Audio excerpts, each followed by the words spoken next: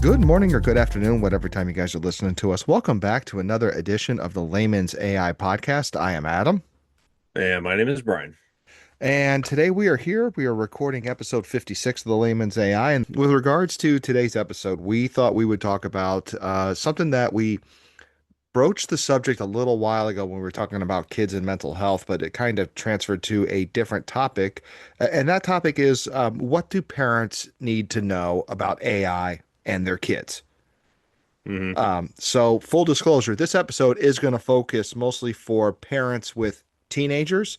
I am hoping your elementary school age students are not exactly on AI, except to do some fun things like create a poster or a picture or something along those Hmm. lines. That's kind of cool to do with your elementary kids with supervision. But the question is, how are your teens using it? Now, Brian, what do you think? What do you think the teenage uses of? We're going to go into it in detail, but what do you think off the top Hmm. of your head, teenage uses of AI? Ugh. That's kind of a tricky one, to be honest. My mind immediately goes to the bad stuff, Right. because teenagers kind of get drawn to that a little bit. I think they're doing a lot to basically do their homework for them, essentially. If you Hmm. got to write a paper, just ask AI to do so. You know that for Hmm. absolute certain right there. I think they're doing the research with it. I think they're asking it all the general questions and everything. I also think they're asking it dumb questions. How much wood would woodchuck chuck if a woodchuck could chuck wood? I think they're asking a lot of those questions, but there could be a lot more going on. I've seen a number of bull apps for AI that could potentially be used for bullying. Hmm. So that could be kind of a bad thing right there Right. because yeah, some of these apps are not good, and I see them on advertisements when I play some mobile games and everything, and my first thought is, wow, I can definitely see how you can exploit these because this Hmm. is just bad and everything. But Yeah. I think they're just learning it and trying to figure out what to do and everything. But if you're a parent of a teenager, you definitely need to be aware what kind of AI they're using and everything. That's right. We're gonna go over that tonight. But I think Brian, what you just shared there is what most people, most adults think is what's happening with teenagers.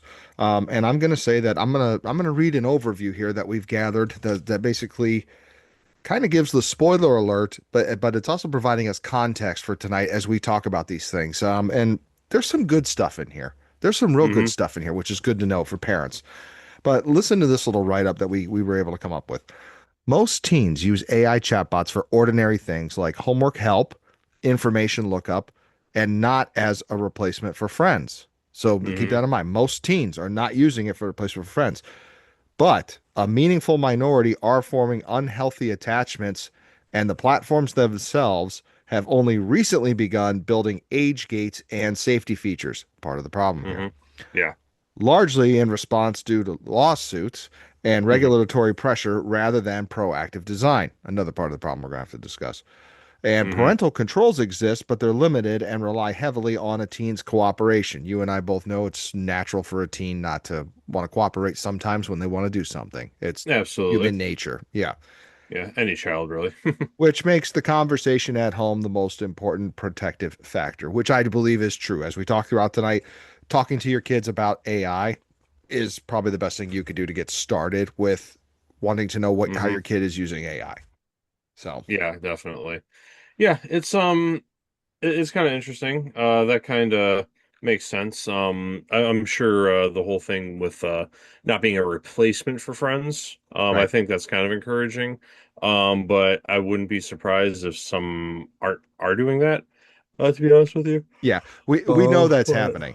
We know that yeah. that has happened. We've mentioned that in a past episode where they're seeking an emotional connection and they're getting it Hmm. via an AI bot. The most common one that's being used, or the most common one that's referenced, is character AI, Yeah.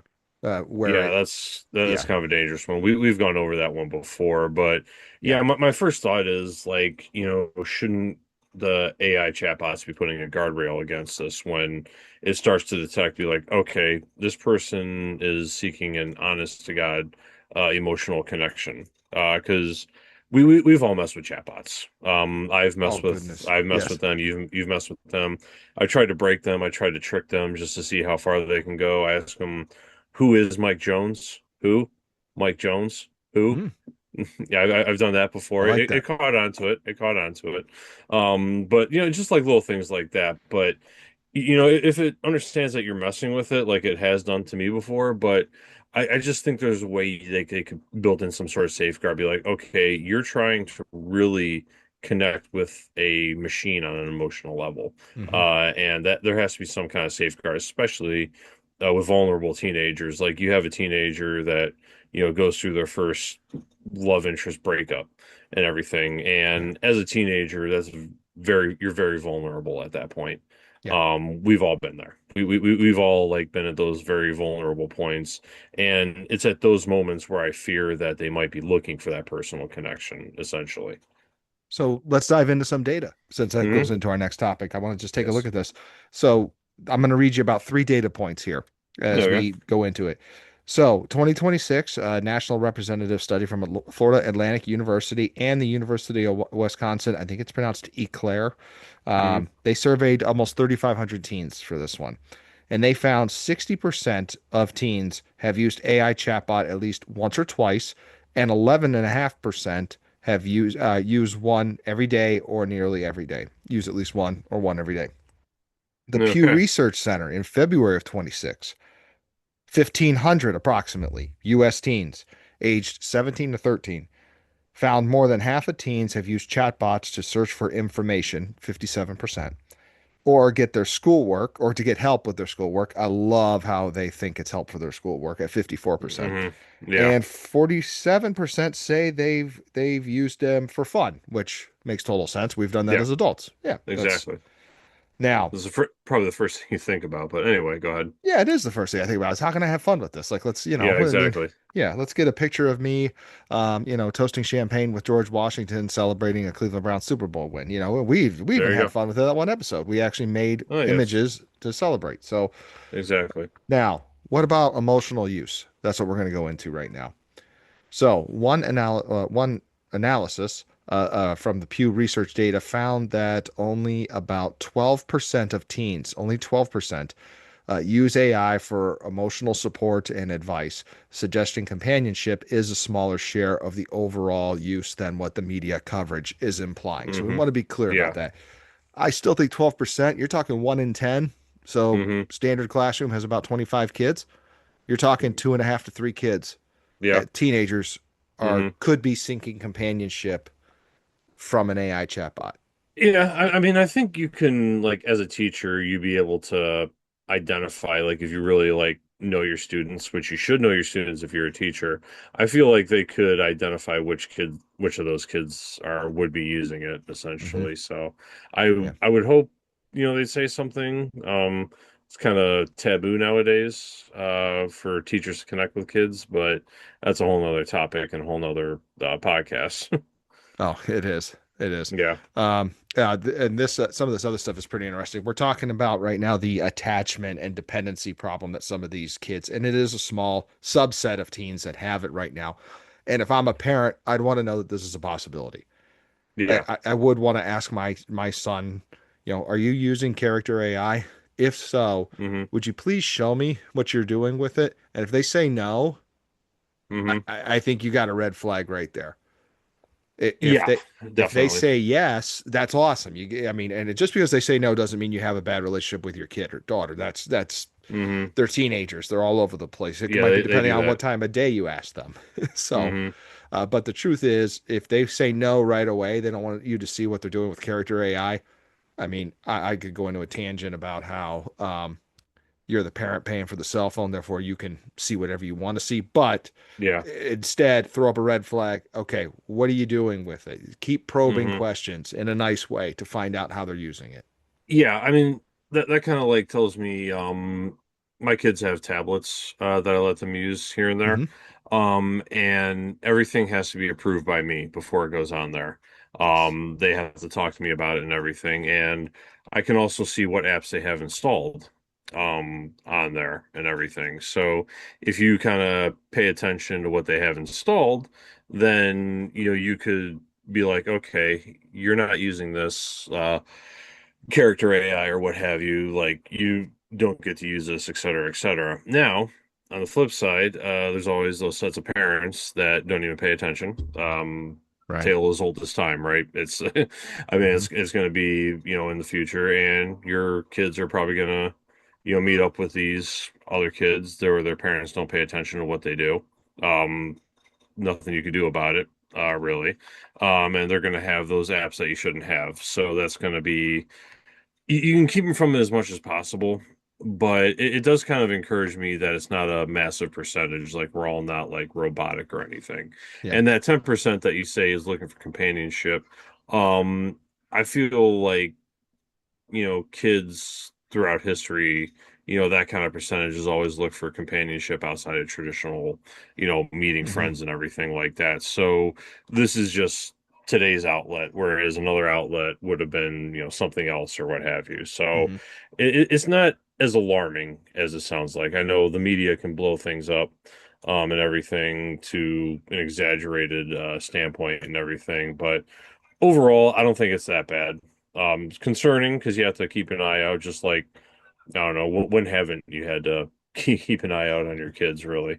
Yeah. I mean, that's our job as parents. When we became Hmm. parents, we're 24/7 at that point, you know? Yeah, definitely. And I think in terms of actual problems that could be going on with your teenager, you're only talking 1 in 10 with this. Hmm. And I did read an amazing stat today is like alcohol use below the age of 21 in teenagers and like opioid is down. These are like low pre-World War II levels in terms of the kids Hmm. not doing drugs, not doing the things they're not supposed to be doing, never touching marijuana.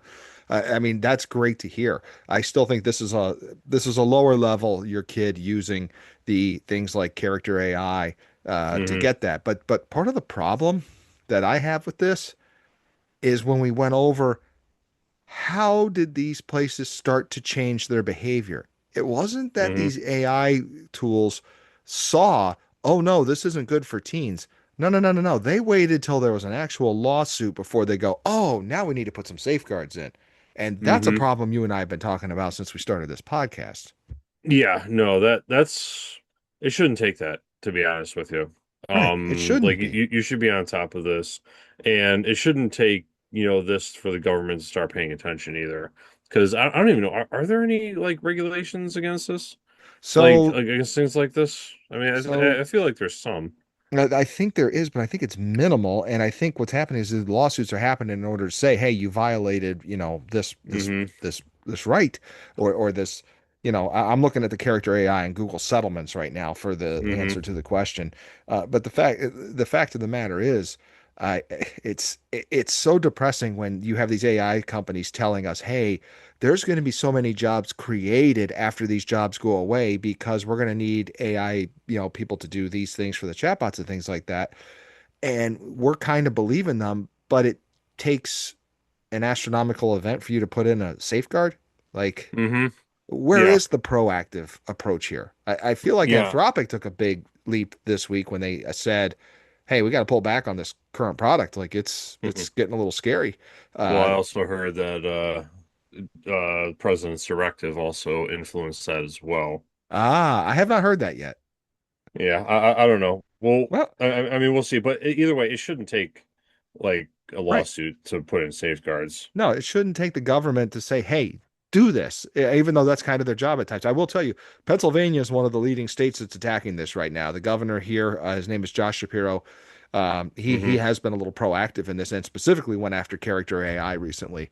And it looks like Pennsylvania is going to win that if it hasn't been decided yet. So, Yeah. So, and anyway, I just did a quick search. It was the direct result of an emergency export control directive by the U.S. government, citing national security concerns. wow. So, Okay. yeah, the immediate trigger of flag dropped officials, researchers at Amazon, which is notably both a major investor and a cloud competitor to Anthropic. Um, make that make sense. Uh, yeah. Found specific prompting technique, a jailbreak that successfully bypassed Fable 5's gate guardrails. Oh, So this is great. this is all Uh, based on Anthropic's mythos model, which has been right. argued. Are they exaggerating how powerful this thing is? Or is this like a marketing technique? I'm not really sure, to be honest with you. I'm not sure either, and we don't want to get in trouble or anything, but I do Yeah, got to say that here I was shouting out, like, go Anthropic, like, way to say, hey, we yeah, need to pull back on this. When in yeah. actuality, it was a case where the government was like, you guys got a loophole here. You got to Hmm. fix it. And then they agreed to pull it back. And then they're like, oh, it might be too powerful. Oh, Yeah, shucks. yeah, Shucks. I know. It's Uh, I well, feel terrible. yeah, so well, it's okay. Yeah, we all make mistakes. That's why we do the research and f find out what is right instead of who is right. A great Eh, concept for the world, I would say. But either way, yeah, there's been a mis Anthropic says there was a misunderstanding, et cetera, et cetera. But I think this just goes for kind of what's been called. And going back to the teenage aspect of it, mhm. these are the reasons we need these safeguards. Because now, my kids are younger and they're just getting into their going to be one of them is going to be entering their performative years. One of them's still about to enter kindergarten, not too long. But um, our kids are going to grow up with AI just like the Gen Z grew up with technology in their hands. Gen Alpha is going to grow up with AI Yeah. already established in their hands. So it's like making these safeguards and like they're making these safeguards mandatory um is critical in my opinion. Yeah. So we talk about safeguards. Let's let's let's skip down a little bit. Let's talk about parental controls. Hmm. All right. I want to go over some of my points that I have here. All right. So ChatGPT, OpenAI, they rolled out in the fall of 2025. So I think it was this past October, actually. And they developed with input from Common Sense Media and the attorney generals of California and Delaware. They rolled out some parent controls. So parents can link accounts with the teenager's agreement. That cracks me up. Uh, that set quiet hours, turn off voice mode, turn off memory so that the chatbot won't retain information from past conversations. So it won't connect Hmm. dots. Um, I would just tell parents just use deep AI and you don't have a problem. There's no account to it. But you know what? Yeah. You know what though? ChatGPT, giving it a try. So if the system flags language that's related to self-harm or suicide risk, a Hmm. human reviewer evaluates it first. Parents then get a notification with a timestamp and context, but not the full conversation. What do you think of that, Brian? Um yeah, I mean I guess that's a good first step. I mean it's still in a trial phase, Yeah. essentially. I think ultimately, we can ask this company to do those safeguards and whatever, but ultimately somebody's going to find a way to jailbreak these. It happens. You've heard about jailbreaking an iPhone, right? Um, Let's review it for our listeners. okay, so jailbreaking an iPhone. Let me do a quick search here because I want to um sorry, I'm typing and talking at the same time here. I want to kind of give some accurate information. What does jailbreaking an iPhone? Removing the software restrictions that intentionally bakes into the iOS system. It's a walled garden and it's all about freedom and customization. Once it's broken, users gain access to alternative app stores, et cetera, et cetera. And it basically takes down all of Apple's guards, essentially. So how does that relate to what we're talking about? All those features that you discussed, it's only a matter of time before some coder jailbreaks it. Remember, this is a Yeah. machine we're talking about. This is not a human being. Okay, I mean, Right. human beings can be jailbreaked too and socially engineered, but that's a whole other story. But it has its flaws, and some coder's going to figure it out. Some coder's going to leak it out, and it's going to get dispersed, and one teenager is going to get their hands on it, and then they're going to hand it out to all their friends at school, and it's eventually going to get distributed. So, ultimately, I mean, I like the idea, but you really have to, kind of watch what's going on right there. And Hmm. this is where I think, having parental controls over your kid's phone is what's critical. You don't want to look over their shoulder all the time. You want to give them their privacy when they earn it, obviously. I think that's Bingo. old parental right there. Like Bingo. When like they earn it. yeah, Yes. they can earn their privacy, they can lose their privacy. It's all about the trust thing. But having parental can like you as a parent like having, see, what do my kids have on their um uh phone or what have you. It's like, okay, they got this stupid game, that stupid game, this app or whatever. And once you start seeing like specific AI apps, then you kind of start to get concerned. And there should be a way, I would imagine there's a way to detect if it's been jailbreak broke or not. Well, I'm gonna read a little more, but you're right about that. It's not even just that it's jailbreaking, it's that the kids are finding loopholes to create accounts that basically their parents don't know about. It's the same thing with social media. Like you don't let your kids have social media, and then I think it was something like 22% of parents don't realize that their teenager that they say can't have social media Hmm. actually does have social media. They've got hidden apps on their phone that they can Hmm. do with the jailbreak. For me, the most concerning one is Snapchat, but that's beside the point. I don't want to just Yeah. bash the social media thing, but Yeah. I just, as a parent, that always scares me a little bit because I think the posts go away after so long, and I just don't want Yeah. to ever have to do that. I know a lot of these guys are putting in these age restrictions. You can only do certain, I think, to certain ages, but kids are, especially teenagers, they're not stupid. Hmm. They've never have been. They do dumb things. Yes, absolutely. Of course they did. We all did, but they're Yeah. not stupid. They're going to go, Yeah. oh, okay, I'll just lie. Oh, I was born in March 5th of 1980. Oh, that And cracks me up every yeah, time I have to verify my age. And yep, I just put a generic age for each website because I'm like, I flip, right. flip, flip, flip. I'm like, what 14-year-old doesn't know how to do that? Oh, Like, it's oh, just it's ridiculous. Brian, it gets very easy now. All you got to do is pick a year that has a one at the start of it, and you're Don't good to remind go. me. Don't Yeah, remind I me know. of I that, just man. sorry, sorry, bringing up the past. Um, Exactly.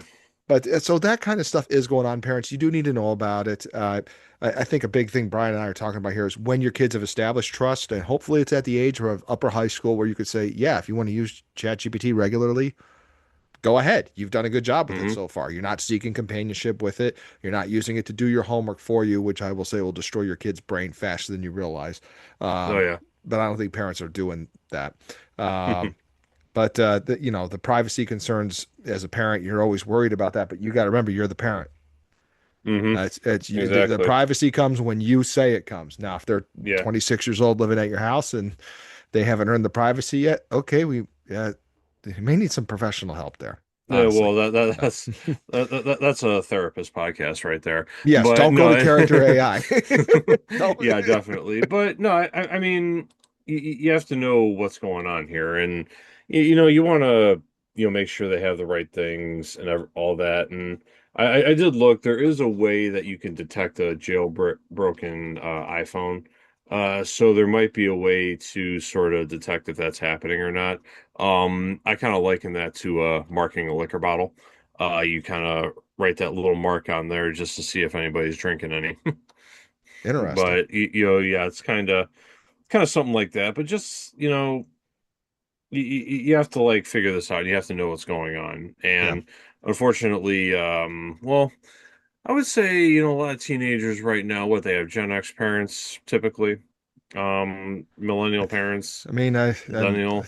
we're millennial parents, and one of us now has a high schooler. So Okay. Okay, yeah, so yeah, the older millennials, younger Gen X, I think we're tech savvy enough to realize that this whole, you know, you have to keep an eye on it, I'd say. hmm I would say if this was around when we were teenagers, our parents' generation, not tech savvy, and this could have been a black hole of gluttony, I should yeah. say. Well, it might have been, but I remember when AOL came out, Messenger. I We only had one computer in the house back then. That was kind of the way it was for most families in the 90s. And Hmm. when you were on AOL dial-up internet for most people, almost all Hmm. people, there was no phone line when you were on that. So my parents were coming into the computer room because it was out in the middle of everywhere where everybody could see it. What are you Oh doing? yeah. Who are you talking to? Who is this Hmm. person? Like, Yep. why are you talking to some random stranger about, the Cleveland Browns? Oh, sorry, we were chat room. We were just talking about it, but Oh they yeah, were on chat it. rooms are dangerous. Chat rooms were very dangerous, and I'm talking like I never had an incident, but they were very dangerous at the time. And we Hmm. had parents watching us like hawks when we were on that thing. Yeah. Um, that's somewhat necessary here. And I'm going to Well, give, the go ahead. internet was so much controlled because it Yeah. can only be on there when you want it to be. So, Yeah. yeah, So let's give a list here. We got some practical advice for parents that we want to go sure, why over. not? Why not? Okay. I do want to say, parents, please start your conversations with your kids centered around curiosity, not necessarily around suspicion, if you can. And what I mean by that is use the example I said. Hey, how are you using AI? Ask them. And frankly, I think some of them want to tell you. I Hmm. really do. They want to show off what they can do with it. I think that's pretty cool when a kid wants to take the ownership of showing you what they can do with it. And, Hmm. like usually chances are your kid is doing the right thing with it or is doing what they've been taught to do, not necessarily by a teacher or a school person, but it could be by their friends. And like we said, most teens are using this for like things they're supposed to use it for. At least that's what they said when they were being surveyed. But Hmm. yeah. Um, Yeah, definitely. I think that kind of likens back. I think I've discussed this before. My daughter will watch some, videos or whatever, and she actually immediately starts asking me if she starts to suspect that something's AI. She starts yeah. to ask me, he's like, Dad, is this AI? Yep. And I have to look at it. I'm like, yeah, you see this right here, or this, or that, or the other. And she has actually been very good at identifying it. Hmm. What is AI? And I will say, and she's 8 years old. So, Right. Yeah. I mean, let's give our kids some credit here. They're not as dumb as we think they are, They're not. or as they're kind of perceived to be. Like they're smart. Yeah. Like kids are smart, and just conversing what is AI, what is not AI. I think just kind of building that initial trust right there is critical Hmm. for sure. I agree. And something else I want to tell parents is watch for behavioral signs of overuse. Now, as I read these off, these are behavior signs of overuse of using an AI chatbot. Um, Hmm. it's going to sound like other things too. So if you see Hmm. these signs, there's a red flag. Hopefully, it's not an AI chatbot, but Hmm. it's something else. If your child's being very secrecy, which Hmm. that could be a lot of things. Okay, if they seem to be withdrawn, and Hmm. if your child was a social butterfly, now all of a sudden they're in their room all the time. Hmm. Okay, that's start asking questions. Hmm. Irritability when not using an AI device or their cell phone. Yeah, That's a thing. That is it a thing. I is. see that a lot. As a former school administrator, I see that a lot. Hmm. Definitely. Little scary. Signs of emotional dependency on a cell phone. Not necessarily AI, but it could very well be an AI thing. So those are some of the warning signs you want to just keep your eye out for. Okay. Hmm. I know that's very basic and vague, but they do fit the same profile of other possible issues with teenagers that you should be looking for as well. Yeah, I mean, I think that kind of just goes back to paying attention to your kids. Yeah. Yeah. Essentially, this is, I mean, the more things change, the more they say the same. You if you pay attention to your kids, it's going to be better for you, going to be better for them, going to be better for everybody. So just paying attention to them, Hmm. not, a foreign concept at all. But, just keep those old school tactics in there. You just what your Yeah. kid's up to or keep an eye on what your kids are up to. And it goes a long way, just paying attention. I know I'm Uh, repeating myself over and over again, but pay attention. No, I love what you're saying because you said the old school technique, and I think some people think the Hmm. old school technique was, oh my God, don't tell your parents, you're going to get in trouble. Hmm. Yeah, you might, but the lines of communication should always be open between a parent and a and a Yeah. and your child, and keep those lines of communication open. I used to tell this lecture all the time when I had rising freshmen and their parents would come to open house night, and I don't want to get on and Hmm. pontificate, but I will tell you this because I think parents need to hear this in when your kid enters the high school ages 14 through 18, Hmm.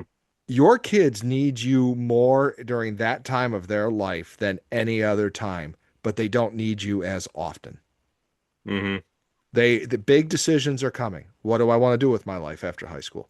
Hmm. What type of human being do I really want to be? What Hmm. kind of things am I really into now that I'm becoming a young adult?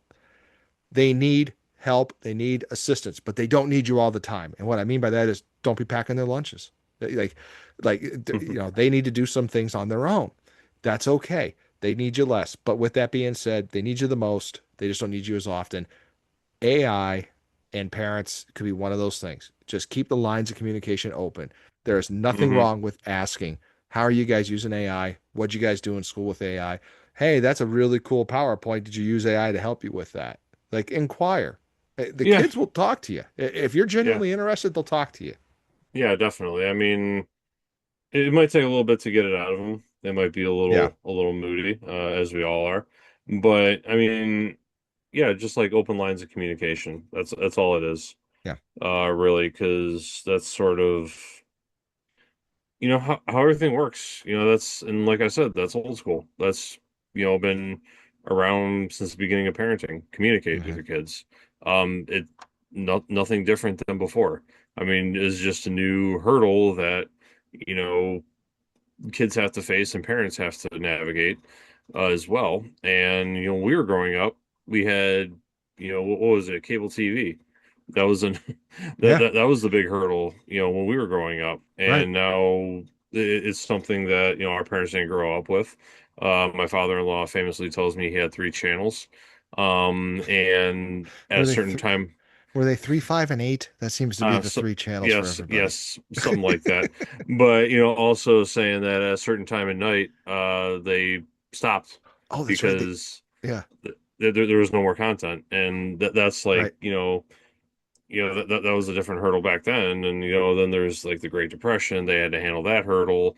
Then the 50s, teenagers wanted their own social lives, and that was another hurdle, and et cetera, et cetera. Like, but this is just this generation's hurdle that we have to navigate. So it's concerning, but it's nothing like outside of kind of framework wise as to what every generation's had to deal with. I mean, nothing Hmm. specific with AI, but the generalized, framework is still the same, Yeah. And the way to essentially. do about it, open communication, be the parent. Hmm. That's the best thing you can Exactly. do right now. Yep. Exactly. So anyway, closing thoughts. I think I'll go off on this one. Technology and legal landscape. This isn't a set of forget it conversation. I'm just kind of reading your beautiful outline right here. Needs to be revisited as kids get older and tools change. I think that's essentially what Yeah. I just said. I think I made that point before reading your point. We both had the same idea. It's amazing how that happens sometimes. It is. It is. Maybe that's why our podcast is so successful. But anyway, no, it's like I said, this is nothing different than growing up. This is just kind of a different frontier that we just have to navigate essentially. And if you can find any sort of parental guidelines, I should say. I don't like saying parental controls because it sounds like you're trying to be controlling. Hmm. Like your job is to sort of like guide them through life, not, tell them what to do or protect or shield them from it. You just kind of got to guide them through it and just sort of protect them from the worst of the worst because these are the formative years and you have to be careful with this. Right. All right. Right. Any closing thoughts from you, Adam, before we wrap this up? Just overall in researching this episode, I was kind of glad to see that the warning signs parents should be looking for are similar to what you would look for in Hmm. depression, because these are common warning signs for parents when you see these things. So open up that conversation.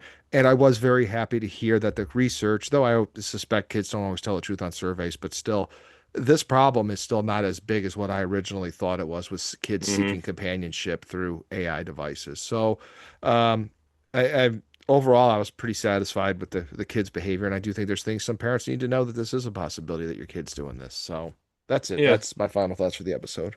Yeah, definitely. But yeah, either way, I think yeah, just basic parenting. Like I said, more things change, more they stay the same. But Mhm. yeah, either way, yeah, that about wraps it up for this evening. I'd like to give everybody a big thank you for taking your time out of your day to listen to us. My name is Brian, And I'm Adam.